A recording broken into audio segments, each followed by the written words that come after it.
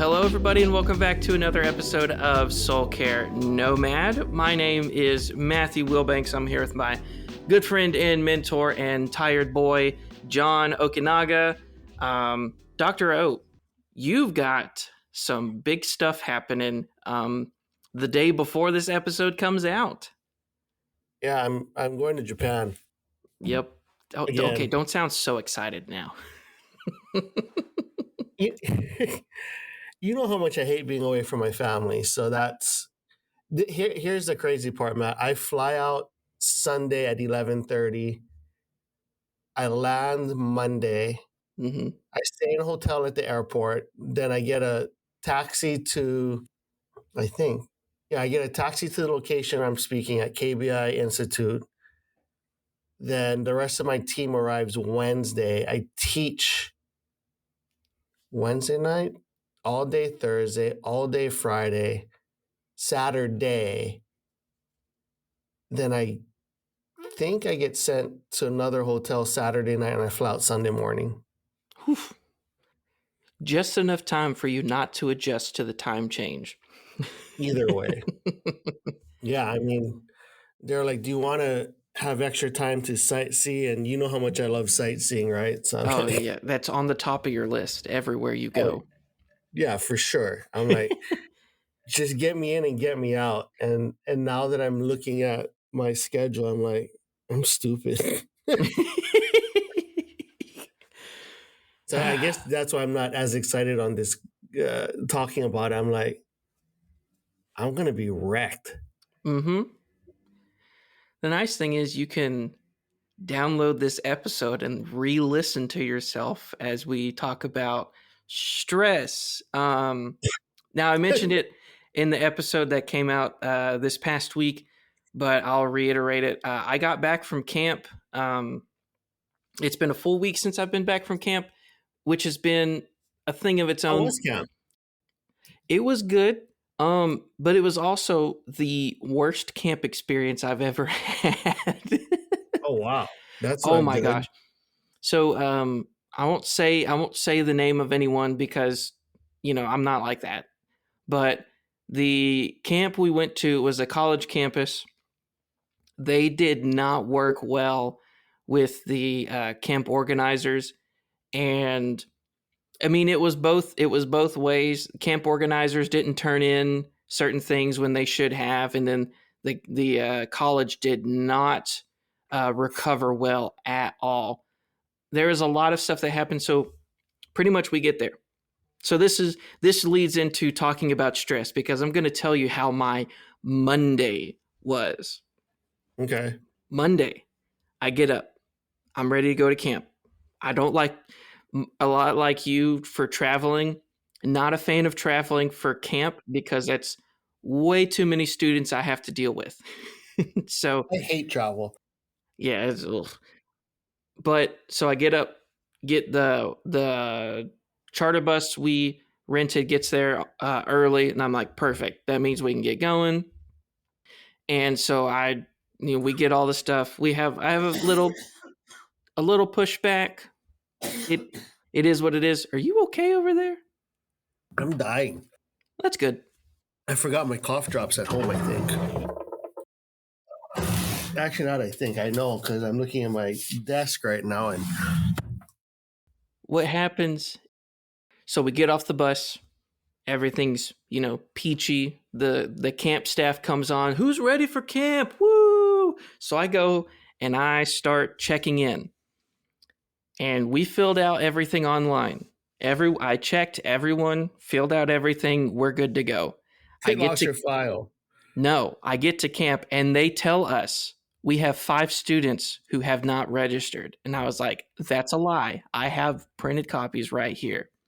It's not in our system. We can't do anything about it. Well, that's just great. So I get students, they re-sign up for camp while we're already there. Then I go downstairs. Okay, I'm with First Baptist Pittsburgh. I'm here to pick up my key. I'm sorry, sir. We haven't got the full roster of campers yet, so we can't give you your room key yet. Okay, whatever. That's fine. So I go out, hang out with students.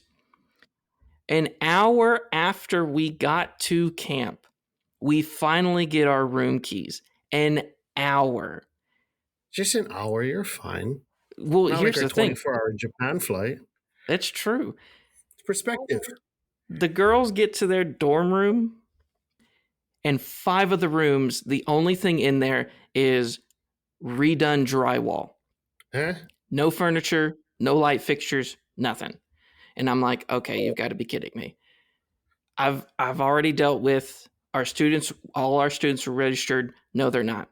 We have space for you. We just need to get your room keys. Here are your room keys. Actually, JK, the rooms are in shambles. I go and I put down my bags at like 5 o'clock. I don't go back into my room to unpack until like 10:30 or something. Wow. Because we do our stuff. No one has, except for the guys. The guys were great this trip. It was wonderful. Yeah. But the guys, they unpack, they get their stuff in. The girls don't, because some of their rooms aren't done. All this happens, and then we finally get new room keys. It's like 10:15. So we shuffle our girls around. Our younger girls go to the new dorm that they're staying in, and our older girls stay in the rooms that were not being renovated. The next day, some of our girls go and start getting boys' phone numbers. And you know exactly where this is going to go. They start FaceTiming in the room, talking about very inappropriate things. And I'm like, what? What is happening? What is going on? Why is all of the like, you talk about like some of the worst case scenario stuff to happen at youth camp is all happening in this 1 week, and I've been at this job for exactly a month. Yeah. And so I'm like, what am I going to do? This is absolutely insane. I end up sending a girl home, and then I take another girl's phone away the entire time. And as far as I'm aware, she still hasn't gotten her phone back from her parents.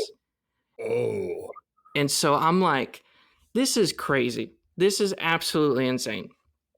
Wednesday evening comes around, and I'm like, all right, guys, I just want to tell you, I'd like to apologize, because if you came here to camp to just do whatever you want and have a great time, I'm sorry that I'm wasting your time, because that's not the point of camp. Camp is a time to get away from the world, step aside, and just go, Lord, I'm here to listen to you. And I mean, camp's not a time to hook up. surprisingly, no, it's not. Crazy. That's other types of summer camps, but not church camp.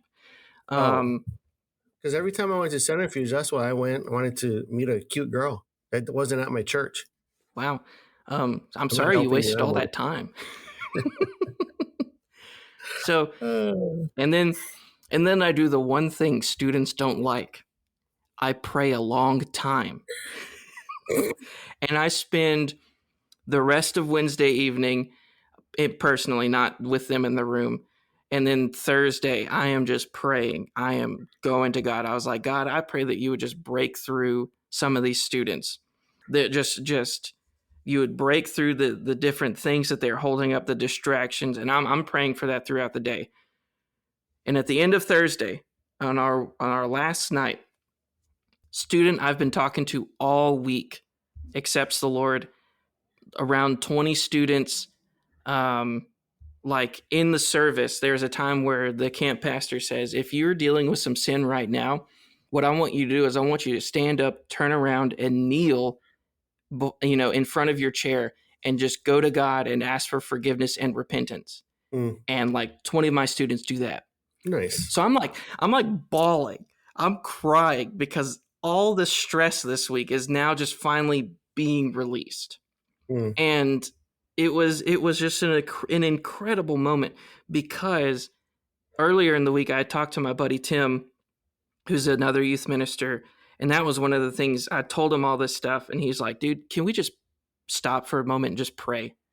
Yeah. And that it reminded me of something I wasn't doing. So, Dr. O, when you encounter stressful times, is prayer normally the first thing you think of? How many classes have you had with me? Oh gosh. 4? What do you think my answer is? Well, let me ask you this. What have you seen modeled? Well, there's that one time you threw that napkin across the room. Did I really throw a napkin? Shut up. Did I really? Japan, dude. Oh, Yep. That was a good that was trip. different. I didn't have sleep. That's true. But Japan was pray. It was. There was a lot of prayer going on in Japan. No, that's what it was. I mean, Pray. it was just, we got there, we didn't know what to do, but it was, I mean, wake up every morning and we had the group devotional together. And we prayed. Yep. I mean, I start every class, same, devotion, prayer. I start every counseling session with devotion, prayer, time spent in the word and prayer. And why? Because on our own, we can't navigate stress well. Mm. I may not, drink or do drugs anymore to deal with stress. But if I didn't spend time in the word and if I didn't pray, what would my default to overcome stress be? Probably eating. Mm. I stress eat. So you could tell during COVID, I must have been stressed a lot. But, as I try to not be a hypocrite with you guys, well, you're not my student anymore. It's true. I try not to be a hypocrite and say, well, if you're going through this, you need to do X, Y, and Z. And I think that's something that you got to realize yourself, Matt, is you're in leadership now, that your students are watching you, Mm-hmm. and that if you don't practice what you preach, they're not going to respect you. And I hope that's why you respect me, is you've been to my home, you've seen me at my best, you see me at my worst, and I hope that I'm the same, that I hold true to whatever I've taught you guys in class. And that's, as we navigate stress, you can't deal with it on your own. Mm-hmm. And the moment we try to take control back or whatever and deal with stress on our own power and our own wisdom or our own knowledge or whatever, we're bound for failure. Yep. So, yeah, that was one of the things that my friend Tim told me, was the thing you can't do is show your frustration in front of the students. Yeah. Because what that does is, for some people, that's fuel to the fire of, oh, he's in a rough spot, let's make it worse. Not saying that was my students, but it can be. But what is something that really glorifies the Lord? And it's going to him in our times of need. Yeah. And it's showing that and modeling that in front of other people. And so for counselees that come into your office, dealing with, they're stressed out. I mean, anxiety comes into a part of it, and we've discussed it before. Yeah. When someone comes in and they lay out, this is what I'm dealing with. I'm dealing with 1, 2, 3, 4, 5 things all at once. What do you suggest I do? What's normally kind of your answer? And then, like, what's a passage that you will sit in? Well, one is identifying, is the cause of their stress or something that's real, or is it imagined? I mean, when we're dealing with counselees, oftentimes they're coming in during a high stress times, and what does stress lead to? Stress leads to less sleep. Stress leads to snapping at people. So is the is the foundation, is the cause of your stress self-induced? And if it's self-induced, it's like helping them realize, like, hey, you're here because of your own stupid decisions. And that's actually an easier, I don't want to say fix, but an easier issue to tackle is if they realize that the stress is because of their own doing, whether it's not getting enough rest, whether it's you're the cause of the stress, you're the thorn in everyone's side, and that's why stress is coming. Then that's an easier thing to deal with. Now, if the stress is being caused from outside, outside forces, that's a little different, right? You're not in control of anything. The only thing you're in control of is how do you respond to it. Yep. Helping them understand that the only thing you're in control of is how you respond to this stressor. Passages that we can talk about, 2 Corinthians 4, 8 through 9. We are afflicted in every way, but not crushed. We are perplexed, but not in despair. We are persecuted, but not abandoned. We are struck down, but not destroyed. And I think we all experience feelings of being overwhelmed. And that's life. Yeah. And I think, unfortunately, we live in a culture or a society that people aren't used to that. We're used to feeling good all the time. We're used to getting what we want. And when we have to go through those times when we're in despair, we're persecuted, then that's uncomfortable for a lot of people. You're I love to pick on your generation. Your generation is coddled.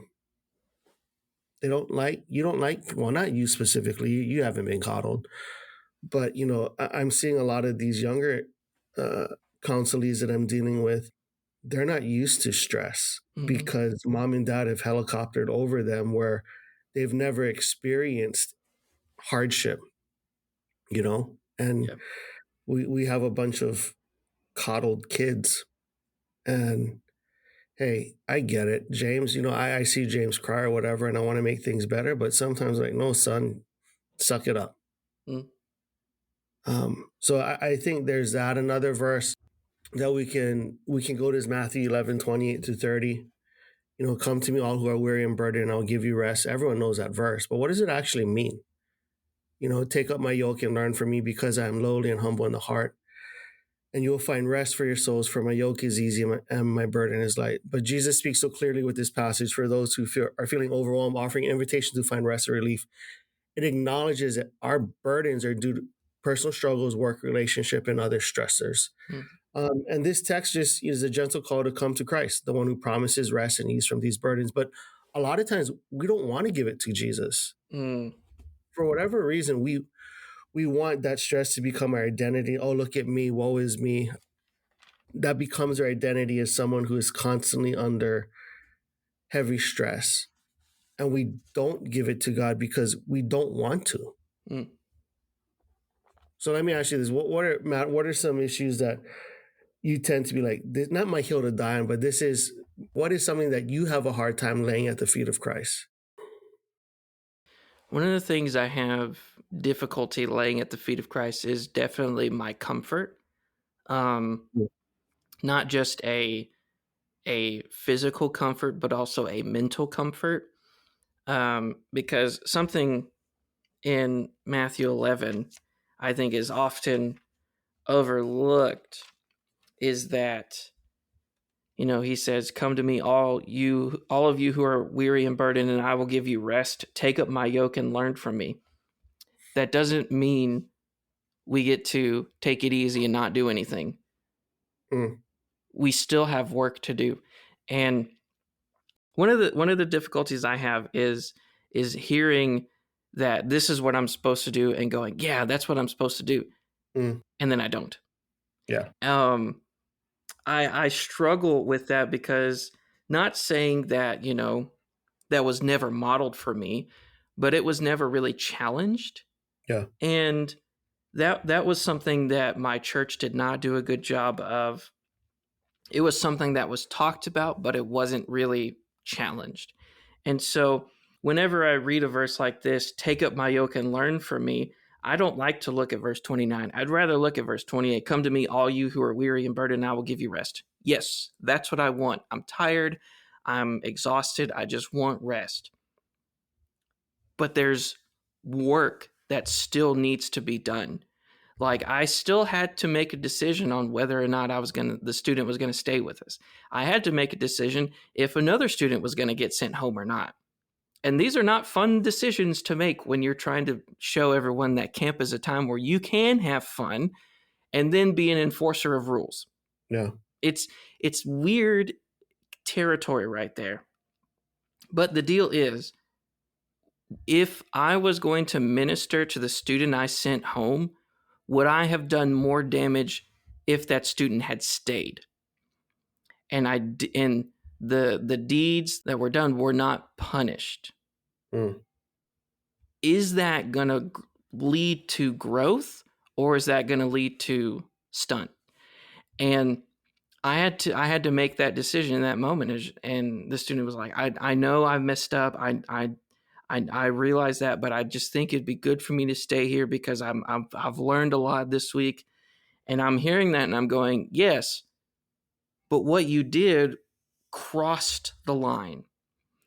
And as counselors, what we need to do is we need to consider, if our counselee crosses the line, how are we going to respond? Is it just come and rest in Jesus, get his healing?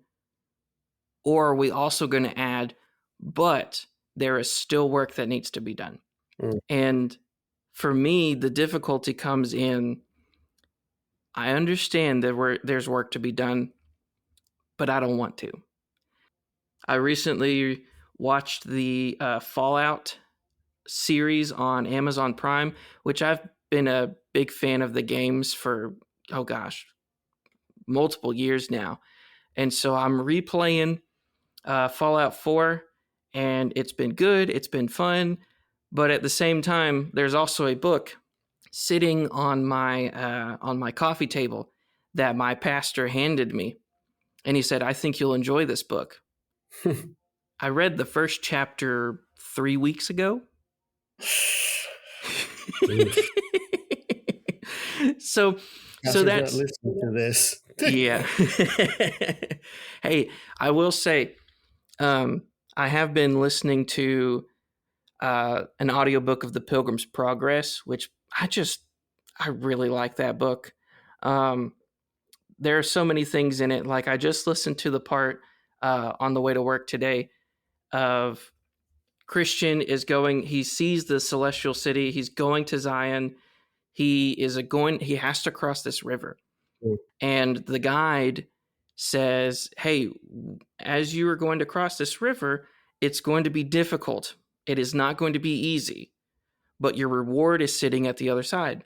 And so Christian and his companion, Hopeful, they get into the river. And as soon as they step in, the tide just picks up and the waves are going over their heads, and Christian just loses all hope. And he says, I cannot do this anymore. I remember the sin that has happened in my past, and I cannot understand how a God could ever love me. Mm. And that's when his companion, Hopeful, grabs his hand and says, listen, God still loves you. He still has things for you. The city is just over there. I can see it. And at that point, that is where the whole idea of, where whatever verse, I can't remember off the top of my head, talks about like the importance of the church. I think it's Hebrews, where it says, as long as it is called today, encourage one another. Mm-hmm.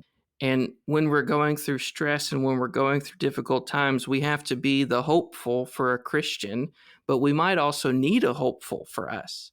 Mm. To where even though we're going through the waves and the tide of the river, we have to continue to remind either ourselves or our brothers and sisters in Christ, I can see the city just over the hill. And that is what we have to do. And that really is going to be what gets us through these difficult times. Well, let me ask you this question, Matt. Your pastor, how many weeks ago gave you that book? 3. So, say this Sunday, mm-hmm. He says, hey, Matt, what do you think of the book? And you're stressed. What are you going to do? I mean, honestly, I'm going to just tell him the truth. I was like, the first chapter is pretty good, but I hadn't read any other part of it. So now that you know that you probably should have finished the book, what are you going to do moving forward? So you shouldn't be stressed if you ask that question. Oh, while I'm doing laundry today, I will be reading that book. You won't be watching Fallout? Nope. Did you finish it? Oh, yeah. So that's okay. But see, like, that's a self-induced stress Mm-hmm. example, right? So I think when people are dealing with stress moving forward, realize that most of the time your stress is because of your own stupidity, Mm. and just don't be stupid. Yep. So sorry, when you're doing exposition, I'm like, this is a perfect example to say like this is self-induced stress. Oh yeah, it is. And then, I mean, the stuff that I was dealing at camp, that was not self-induced. Nope, that was not self-induced. No way. What a great way to start your new job. I'm telling you. But yeah, Dr. O, we're getting close to time. Do you have any final thoughts on stress? Yeah, actually I do. All right. Um, if you're a counselor counseling someone who's really stressed, just check on them throughout the week, because stress leads into other things, right? Stress can lead into addiction. Stress can lead into suicidal ideations. And if I have a counselor who's really stressed, and I take my counseling outside of the counseling room, and what I mean by that is I text them and check up on them. Yep. Care for those who are. We're not bound by state laws. We're not bound to not have those relationships outside of the counseling room. So if it's a big stressor, check on your people. Mm-hmm. Love on them, invest in them, and it is definitely worth that extra, minute or two a day checking on them throughout the week. That's what I want to close with. Yep. For the practical advice there. Yeah. I mean, again, sometimes we need our hopeful to grab us by the arm and kind of give us a good little shake. Yeah. Good. Yeah. That's all. So thank you so much for listening. Thank you so much for tuning in every week. Thank you for listening to Soul Care Nomad. All our stuff is in the description. And we will see y'all in the next one. Yeah. Be good. Don't be stupid. Bye, everybody.